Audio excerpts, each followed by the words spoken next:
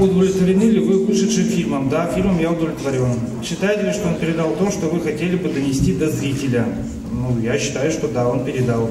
Можно было и больше, но были объективные причины, которые не позволяют сделать больше. Донес ли фильм до зрителя историческую составляющую? Полностью, разумеется, нет, но такой цели и не было. Была цель назвать некие реперные точки в истории Урала. Вот эти точки были названы. Проект «Хребет России» наверняка всколыхнул в жителях Пермского края чувство гордости за свою малую родину, интерес к истории своего края. Вы знаете, судя по реакции интернета, всколыхнул совсем другие массы.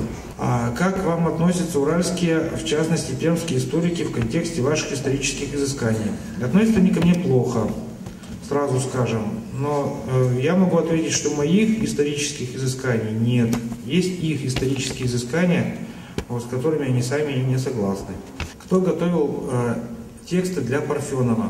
Вообще, изначально все тексты писал я, но Леонид не такой человек, чтобы заученные тексты пересказывать. Он все тексты, которые он произносил, переписывал под себя, так, чтобы это было органично его речь. Кое в чем я с ним был согласен, кое в чем не был. То есть контент мой, а подача все-таки зачастую его. Какое значение «Хребет России» имеет для вас? Что-то изменилось в жизни после съемок этого фильма?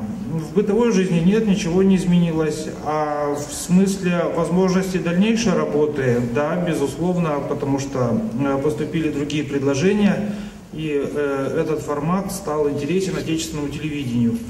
Расскажите о своих ближайших творческих планах. Видите, пока еще рано говорить. Вот сейчас фильм закончится, определимся со следующим проектом, тогда уже можно будет рассказывать подробно.